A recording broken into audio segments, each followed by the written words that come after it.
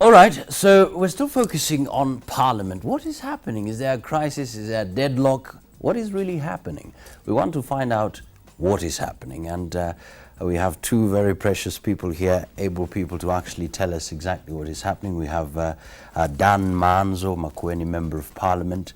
Thank you so much. Under the Wiper Party, of course, the larger CORD coalition, and of course Florence Kajuju, the women representative, Meru County, and the TNA party, of course, the larger Jubilee coalition. Many thanks. Welcome.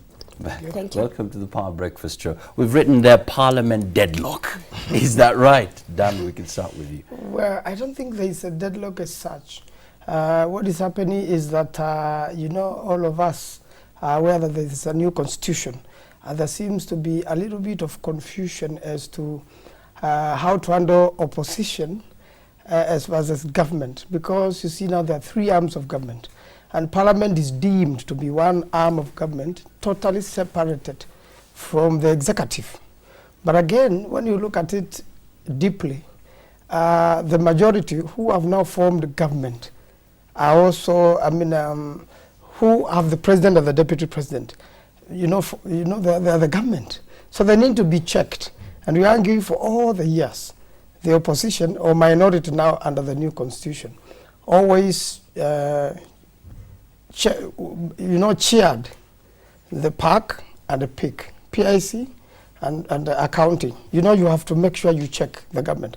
But now, this one doesn't want to be checked, because the new law says we are all one arm of government and all of us are supposed to check government, which in reality is not true. Are you basically saying that they don't want to be checked, or is it a situation of those are the prevailing circumstances? It's all about numbers. If you argue that it's just all about numbers, and that you don't want to surrender those two committees with majority to the minority, you are implying that we are going back to one-party rule. Because if you say Jubilee can form all the committees and move on, then you are taking us back to one-party rule. But again, it is a matter of, the Constitution realizes the pecking order in Parliament as the Speaker, then the leader of majority and the leader of minority. Now, this is not really strictly a matter of the Speaker. It is really a matter of the leader of majority and leader of minority. And I think when it comes to those two, is an issue of ego. I think my friend, Honorable Duale, who is a very old friend of mine, and we were with him in ODM and in what we now call CORD. Then he jumped over. So he knows us very well and we know him very well. So I think he's overdoing it. And he just because you see, it's no longer about him. It's no longer about the majority leader or minority leader. It's about the country.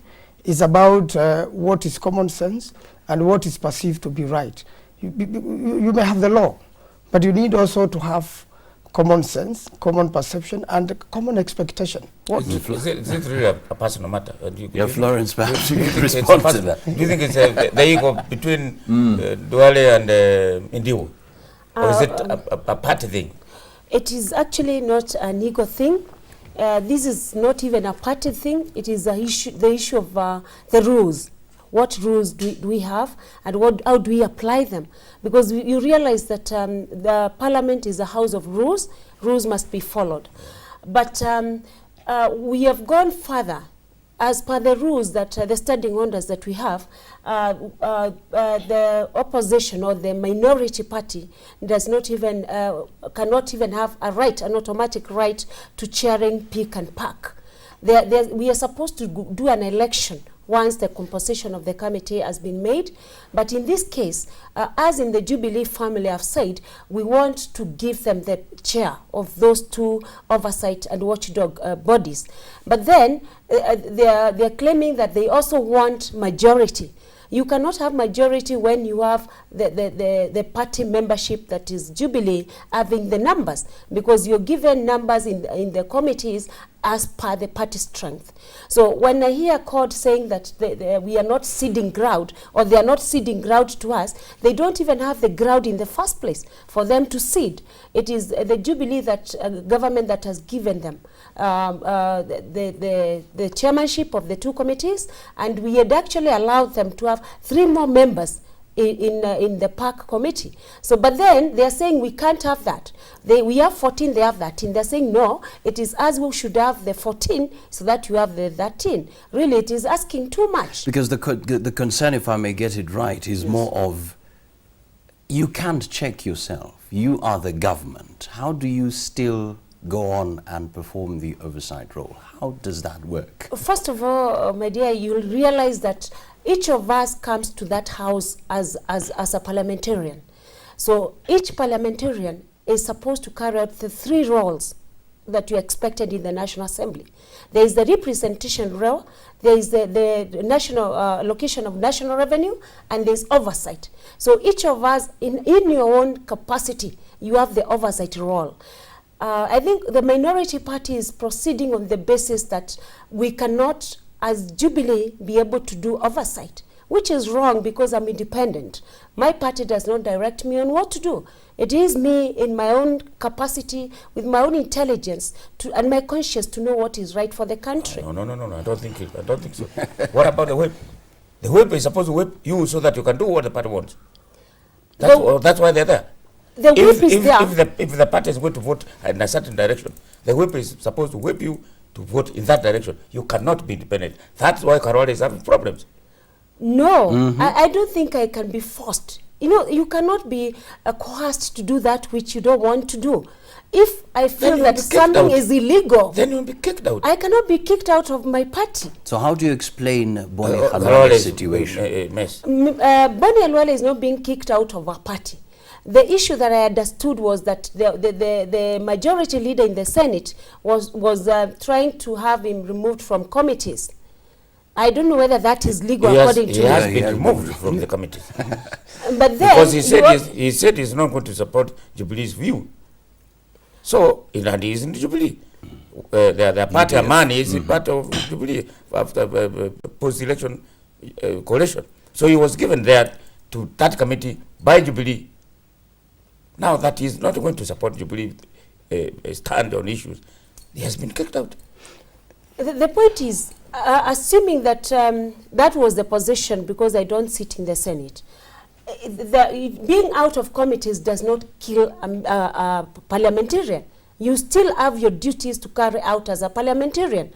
So really, it doesn't mean that because he's not in committees, or because now Jubilee has decided to remove him from there, he cannot carry out his duties as a member of the Senate. But personally, I feel that a party cannot force you. And so far, I've not seen any incident of my party as the Jubilee trying to force me to do anything that which I don't want to do. Is it the same story? Yes, let me just clarify on that. First of all, there is oversight and there is watchdog. So these 2 committees are watchdog committees. Every member of parliament has an oversight duty, generally over government. That's why we were commenting on the budget yesterday. And again, you are right, party members are whipped. Unless you are an independent candidate, you can be de-whipped out of party, and trust me, there will be a by-election. And they will rally against you, and you'll never be back in that house. So you cannot disobey the party mechanism, and the Constitution and the Political Parties Act has made political parties very powerful in Parliament. That's why you have a leader of majority and a leader of minority. If she goes against Duale, he will mobilize Jubilee against her. He will be de-whipped out of Parliament. So it is true that a majority now can be able to hold its members at ransom, and that's why you saw when we were elected Speaker. It's not a matter of your free conscience in the House. It is how parties are whipped, and they are thoroughly whipped, so that no single party member can escape that whipping. Do you agree? No, I don't. I actually don't agree, because I still strongly feel that with my capacities, I'm entitled to my own view and to my own voting pattern. Suppose you didn't like Muturi when you were electing Speaker, and you wanted to elect somebody who was sponsored by court. Would that have been possible? It would have been possible because it was a secret ballot. We went and voted. Nobody asked me whom I voted for. So really, I don't think the party was and an issue with my voting pattern. But it is always, there is always the party whipping where you are told this is the candidate for the party. It is up to you to know how to vote because it's a secret ballot. Well, Dan Maanzo, let me get back to Yes. the fact that you've been talking about, you know, the focus is the country. How Yes. do you explain the fact that CORD members have decided, you know what, if we're not going to be given a position in Peak and Pack, Yes. we're actually going to boycott all the parliamentary committees? Explain that. One justification is I'll tell you the justification. First and foremost, the standing orders have to be in conformity with the new constitution. The spirit and letter of the new constitution is that there must be majority and minority. In other words, they're just using different words, government and opposition. And therefore, if you are not going to, as minority or opposition, if you are not going to play the watchdog role, then you have no role in it at all.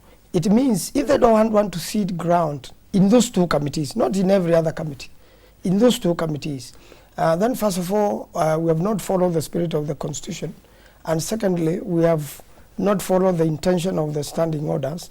And therefore, we are not presenting a fair position to the country. In other words, it's like swallowing the opposition, and then all of us agree as parliament to do things our own way, while there's no one who can say, look, this is going wrong, this is public funding. You know, if you look at the history of Kenya, all the leaders of the opposition chaired those committees, and they had majority. If you look at the former President Mwai Kibaki, the current that president. was then. The Yes, standing orders have not been changed. Well, they are always amended, but we are saying the spirit, what it was. Even Uhuru Kenyatta himself, the president, then when he was the official leader of opposition, he chaired that. And he will point out when the government seems to be going wrong. So if you have nobody to point out, then it means you are going to have looting. But there is somebody, because you have the chair, but you do not have, the standing orders do not automatically give you the right to that number, the number of, to dominate in terms of numbers. You have the chair. And these other jubilees, also, even the ones who are there, it's not automatic that they will vote, when those committees vote for in a front. If you have a chair without minority, without majority, then it means when it comes to voting for a report to be tabled in Parliament, you have already overruled the chair. So you may not as well chair. Is that so? Personally, I think that is not the point, because my Honorable Maanzo was in the last Parliament, I believe. No, he was No, not. I wasn't. He was not. And the standing orders then provided for chairing of the Peak and Pack by the minority or the opposition, as it was. These standing orders were revoked by the 10th Parliament just before we went to elections. Now we have the new standing orders that we filed in the House. They provide for what they provide. If I was in court, what I would have done, the moment we were sworn in and Parliament was inaugurated, they ought to have moved amendments. Because you remember that just the other day we formed the Procedure and House Rules Committee. If you want to make an amendment to the standing order, you just present your petition to the Procedure and House Rules Committee, and then the amendment is brought to the Speaker, and the Speaker now moves. There's a procedure that is followed. So if indeed they felt that they would be disadvantaged, which I think they're not, then they ought to have moved ahead and sought that amendment. Just the other day, we caused the standing orders to be amended because we wanted to increase the number of the membership in the committee. committees, because we realized that with the 349 members, if we don't change the standing orders, it means that some of us might not be in the committees. Now, when we were making that amendment to the standing orders, I think the minority ought to have taken the advantage of that. If they realized they would be disadvantaged, and then sought an amendment so that they could maybe have had a majority in the peak and pack, which they did not. So we always say in law that equity does not assist the indolent. We have already assisted them so much by ceding ground of the chairmanship and of the both committees. So then why would we go further and grant them the majority that the law does not allow them to have? And they are sleeping. Mr. Maanzo, the Jubilee says they will go ahead and They'll move on. They'll move on. They'll move on this morning. Yes. And continue with the vetting process of the cabinet secretaries. Yes. Minus code. So what the consequence of that? They will go ahead and they'll be, and even if the vetting is not done, the president will declare them cabinet secretaries next week. That's right. So first of all, we have not been. You will be rendered irrelevant. First of all, we have not been lazy or indolent. There's still time to amend the standing orders. The problem is the tyranny of numbers. Even if you go to that floor with the Jubilee side has already been whipped properly to reject, you just be wasting your time. Something. But you haven't tried. You haven't tried. You can be doing the obvious. We'll still do that. We should do that because. But instead of, why are you not saying we'll do that instead of saying we boycott? Personally, I'm moving the motion. Okay. And you'll see what will happen. Because you see, apart from savvy Kenyans, they also play politics. And by wanting to form government on their own, this is a show of impunity instead of discussion. It's not about Jubilee in this country. It's not about CORD in this country. It's about Kenya. What is the expectation of Kenyans? But you see, there's a lot of intolerance in impunity in both ways. Yes. If you remember what Midi was saying, he was saying you stole our election. Yes. Now, if you say that, surely that's not accommodating. Well, but before he said so, we had been told we are orphaned. So he was provoked. Because if somebody comes to the floor and though there are privileges in the house, and they said, oh, these CORD people are orphaned. That's why they are behaving like this. Instructions from outside. Yeah, I don't think we are getting any instructions from outside, and we are proper and capable leadership within the house. I'm sure even Jubilee is getting more instructions from outside than ourselves. So therefore, and I'm sure Duale is not speaking himself. He's just following instructions, and I think the arrogance is being revealed through him and the impunity. So this is a sign of impunity, and it's a sign of inviting back the one-party rule, which is what the new constitution was supposed to stop. What do you say about the deputy president? When he was talking yesterday, he said he hopes that sense will prevail. And I hope so. And he says we have seen that enough. But I hope sense will prevail. That is accommodative. First of all, the deputy president is a very smart politician, extremely smart. He is the boss of... Much more than you? He is my role model in a lot of aspects. Yes. But he is also the direct boss of Duale. Duale is URP. The deputy president is URP. So when Duale talks, it is the deputy president talking. He was only playing PR and politics.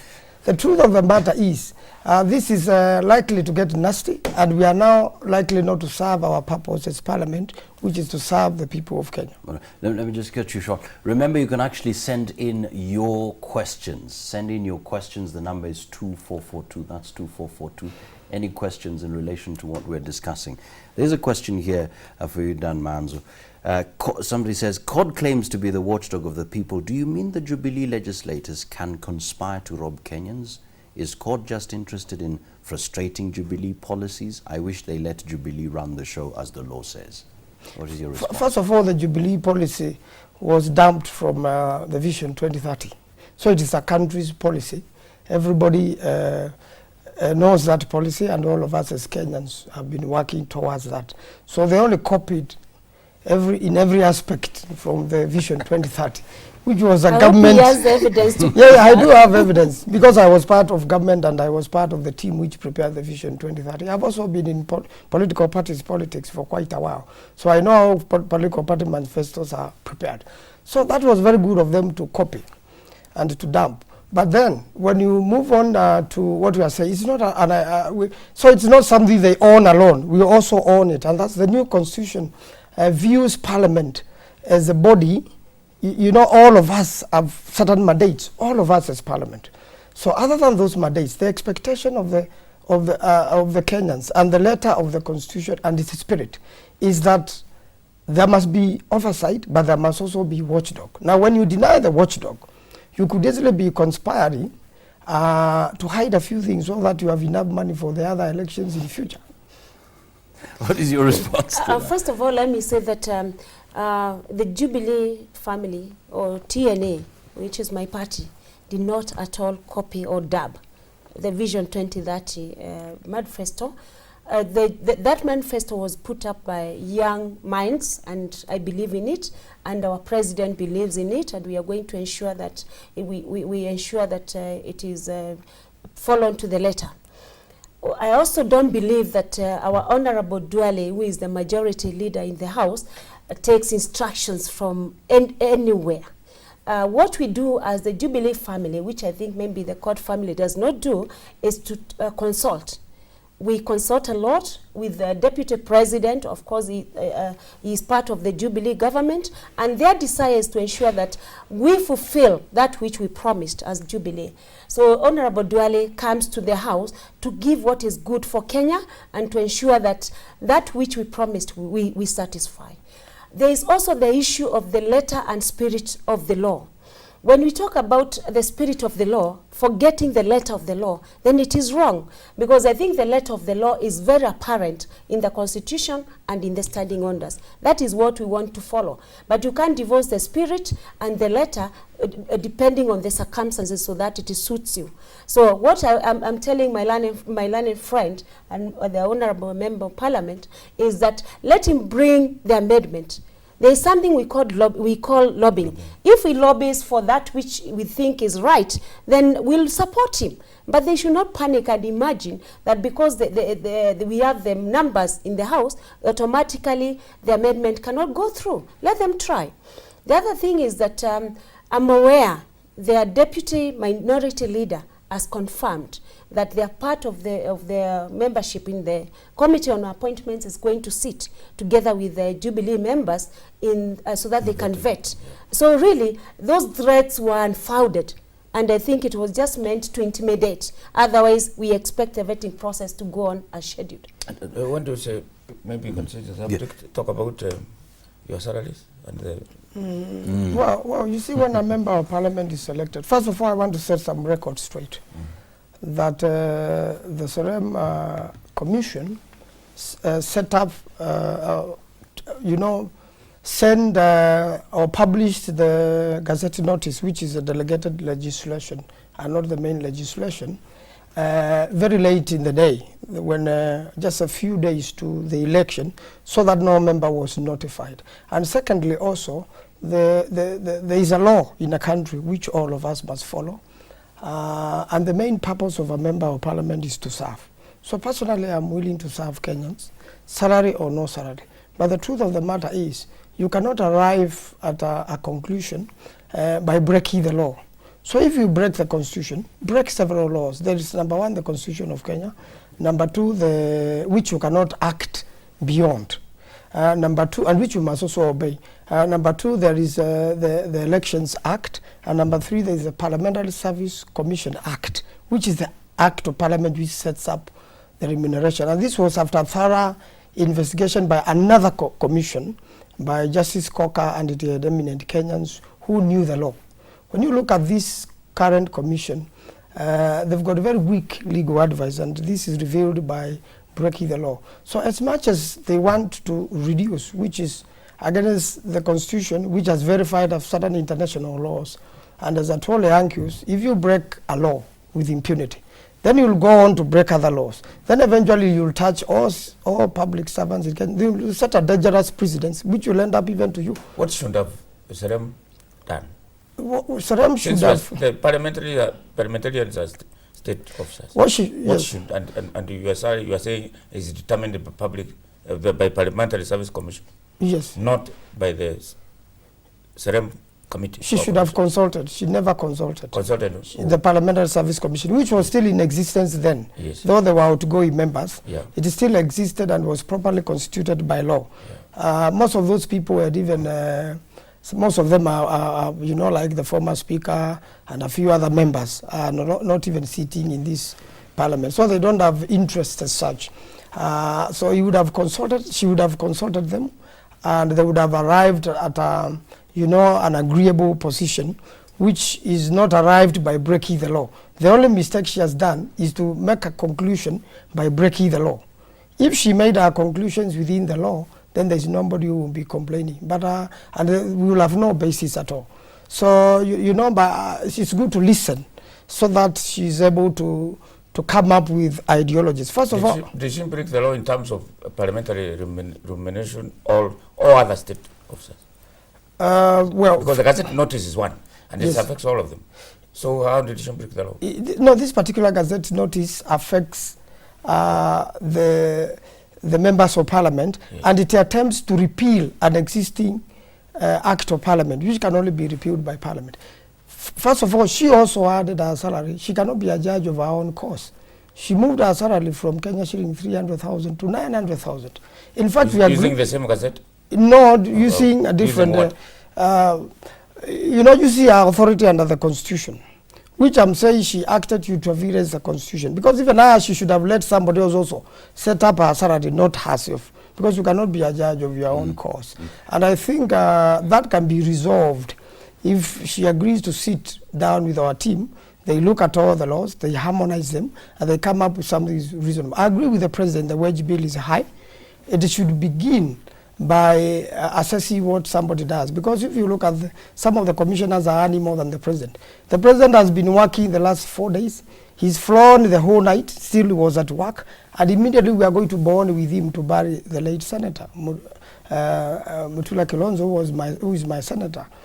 So you can see the president is working throughout. But those commissioners had a very long night's sleep and have nothing much to do. Whatever work they do about the law is done by the Attorney General now. It's quite interesting that in other issues you don't seem to agree, but on this particular issue you agree. Florence, what is your It's position? not always that people must disagree on everything.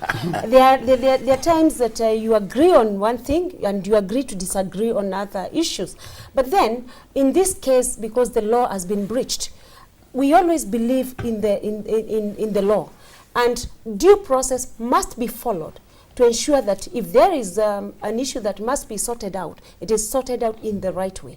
So my take on this is that let us see why she decided to breach the law, the Constitution, which is the supreme law of the land, all the other statutes, the subsidiary legislation. Because you cannot amend a subsidiary legislation or the supreme law of the land through a Gazette notice. It is extremely illegal. And we are saying, because now we have the Public Service Commission or the Parliamentary Service Commission, let us engage.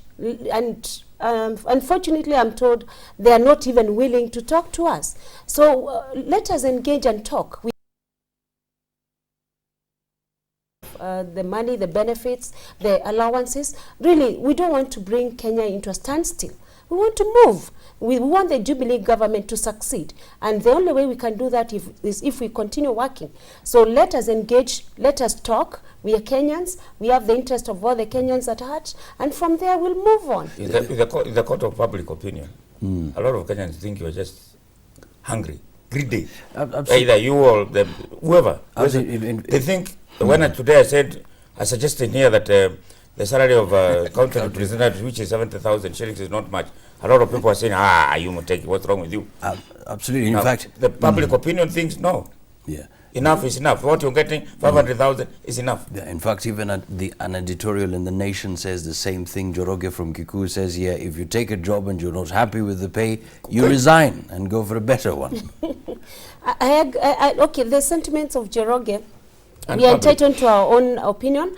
And the public, I think what has happened to the public is that the public mood has been set in a way that it shows as if the MPs are greedy, as you're saying. But if you take the 500,000, that is the salary now, what they are not disclosing to the public is that this salary is going to be taxed.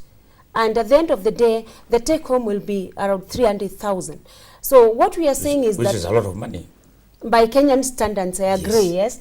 But then, considering what the 10th Parliament was earning then, and the process in which our dear Sarah Serem engaged to ensure that there is a cut-off of the salary, then it is wrong. We need to talk about it. And then, when we talk about the International Labour Organization laws, you find that you cannot reduce a salary to discriminate against a person. So if indeed you must act in a manner that will go against even the international standards, then you must talk to the person who will be affected directly by your actions, so that there is consensus at the end of the day, and none of the parties will be aggrieved by your actions. You see, the commissions, first of all, work for the executive. You know, so they have already targeted Parliament as an institution.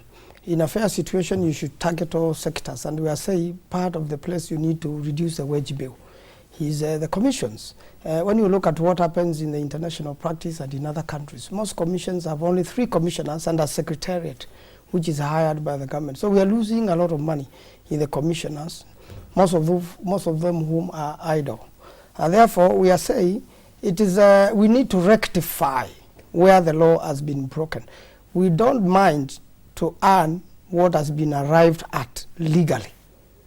But if you are arriving at it illegally, then you are encouraging impunity with the part of the section of the executive, which is so I asked that gentleman we were talking to in church yesterday, Adan Kane. why is it that you are not going to court to resolve the matter? Why is it that you want to vote yourselves the money? Why can't you go to another person so that you can interpret whether a law was broken? You're saying a law was broken. Yes. Go to the Supreme Court. Tell them Serem has broken this law. Then the Supreme Court say yes. Serem, go back. So first of all, Parliament acts also as a court by itself. You know, Parliament. I'm talking about the Parliamentary Service Commission.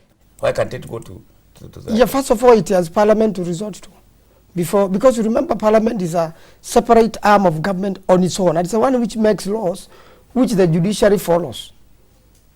So the judiciary will be interpreting the law made by Parliament, and we already know the law, and we know that there is a prima facie case on the face of it. The law has been broken. You can see it is broken. Even Serem knows she broke the law, but she wants to operate with impunity. But why wouldn't she want to do that? She's serving Kenyans also. She does not have a personal grudge against Parliament as a person. It is or not. Even, and in any case, the Parliamentary Service Commission is represented in that Serem commission. The people who are representing were only 2, and they were overruled. And we know there were 1 or 2 characters within the Serem Commission who are malicious against Parliament.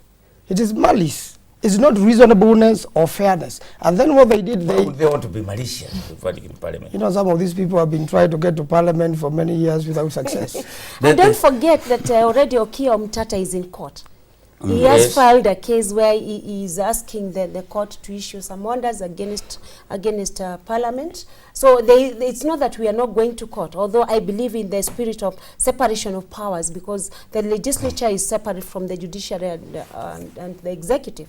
But there is already a case in court that we are waiting its determination. Yeah, there's a concern here from Barasa, from Busia. He says, isn't it irony on the court side when it comes to the salaries issue? They want the Salaries and Remuneration Commission disbanded, claiming it is not following the law. And when it comes to parliamentary committees, they don't want to follow the rules of the formation of the committees. They should stop making that motion was moved by Linturi. Linturi is in Jubilee. Our position is that we are ready to serve Kenyans even for free. But we want a proper process to be followed. Because if we cannot rectify process, then we have no business being in that Parliament. It's part of our duty.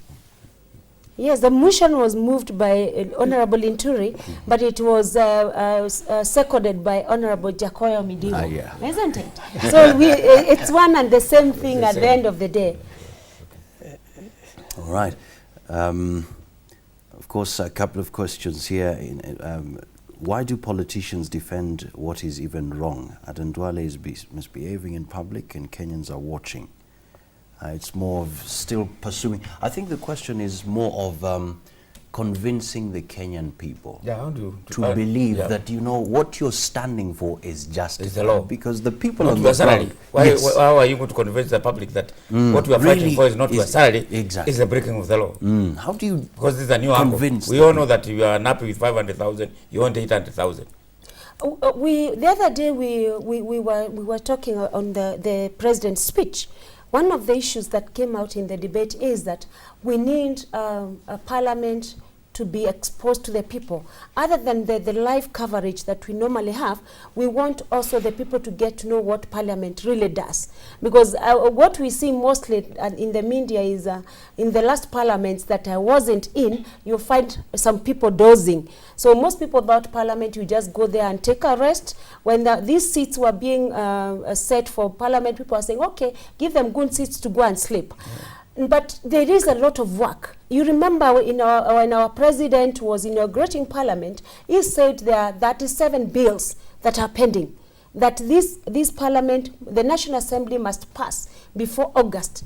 There is a lot of work that must be done in parliament, and we want the people to get to know what we really do, so that they can also appreciate. So that if we don't have a commissioner who, as my Honorable Fred is saying, who just sits to review salaries and the work is done and hands 1 million shillings, yet a member of parliament who is there making laws for the people, for the country, and everything that has to do with the running of the institution does not get a pay. So we want the people to understand us first. Once they understand, they are going to appreciate.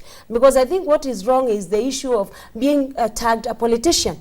A politician, we leave that politics immediately after elections. From there you become a lawmaker, and you come to parliament to make the law and to oversight government. And that is what we are doing. And that is what we want Kenyans to understand, so that they can appreciate the workload that we have in the National Assembly. First, I think a member of parliament is on call 24 hours.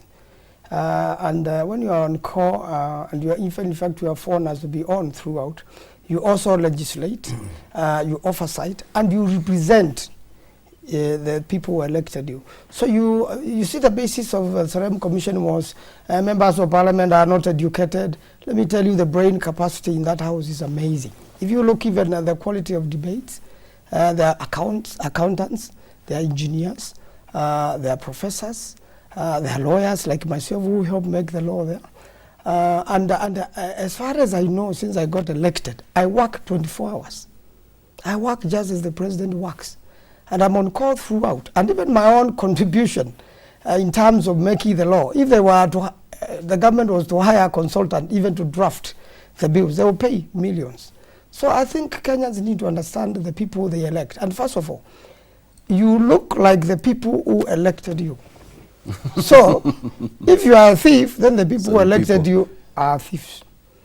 If you are good, then the people who elected you are good. So you need to, one needs to get to know and understand the responsibility a member of parliament has. You also participate into a lot of other things informally.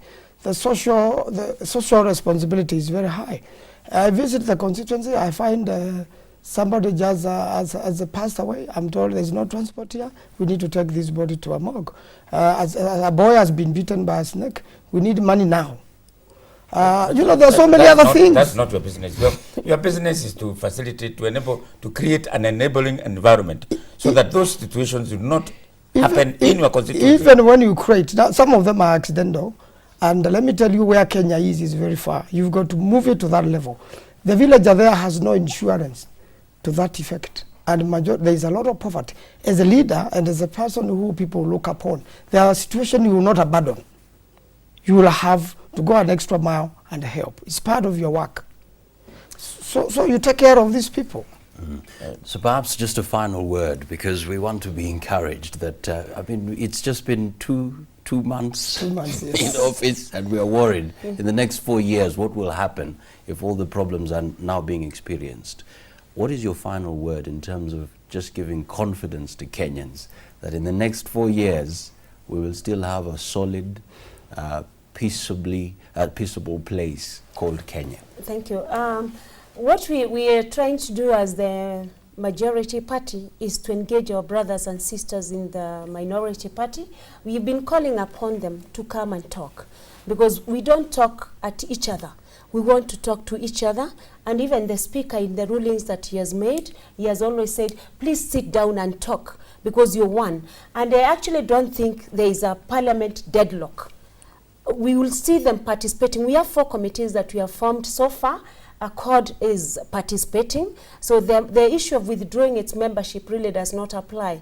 And all of us want to be a better parliament, because the success, especially of devolution, will be determined by this 11th parliament. So we are saying, Kenyans, don't get worried. These are just teething problems that we are going to experience between now and the actual formation of the remaining committees.